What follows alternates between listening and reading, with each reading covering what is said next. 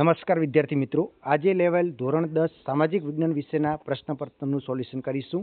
તો જોઈએ જોડકા જોડો છે. તો એની અંદર કીર્તિતોરણ, તો કીર્તિતોરણ વડનગર ખાતે આવેલું છે.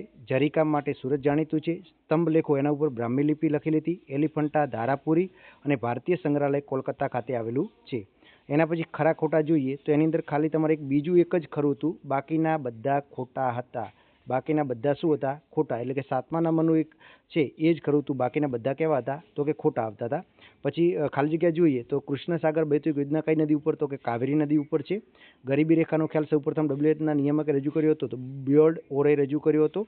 પછી અમેરિકાના પ્રમુખ ખાલી જગ્યાએ અમેરિકન સંસદમાં 15 માર્ચ 1962 ગ્રાહકોને 4 અધિકારો આપ્યા, તો જ્યોર્જ ફ્રેન્કલિન કેનેડી હતા.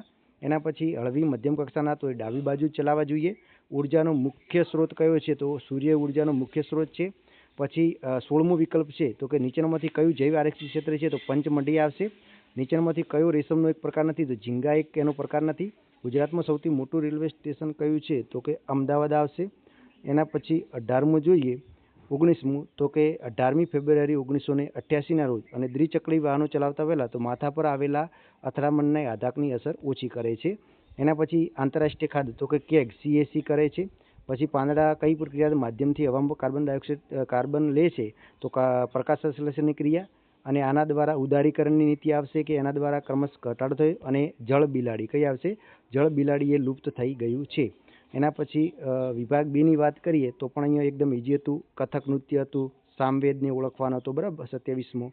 એના પછી જોઈએ તો કે ખાસ તાંબાની ઉપયોગિતા, આજે કાપડ ઉદ્યોગની સમસ્યા હતી, રેલવે હતો, ભવાઈ કલા વિશે આપણે જે IMP આપ્યા હતા સેક્શન C ની અંદર પણ એ જ હતું, મોઢેરાનું. પછી એક ચિત્ર ઓળખવાનું હતું, તો ચિત્ર કયું હતું? તો કુતુબ મિનારનું ચિત્ર હતું. એ કયા શહેરમાં? તો દિલ્હીમાં આવેલું છે. કયા સ્થાપત્યનું? તો કુતુબુદ્દીન ઐબકે બંધાયેલું છે. પછી વલ્લભભાઈ વિદ્યાપીઠ, આ થોડો બ્લુપ્રિન્ટની ઉપર જઈને આ પ્રશ્ન પૂછેલો છે. પછી ગણિતશાસ્ત્ર 49મું, ખગોળશાસ્ત્ર વાળું હતું. ભારત કૃષિ સંસ્થાકીય સુધારા, હરિયાળી ક્રાંતિ, ગરીબી, રણ પ્રકારની જમીન રાજસ્થાનમાં તમારે બતાવી દેવાની હતી. વેળાવદર ગુજરાતની અંદર અહીંયા નીચે આવેલું છે. ચા પકતો પ્રદેશ તમારે આસામની અંદર બતાવવાનું. લોખંડ પુલા ઉદ્યોગ કેન્દ્ર વિશાખાપટ્ટનમ બતાવવાનું હતું, બરાબર. એકદમ સરળ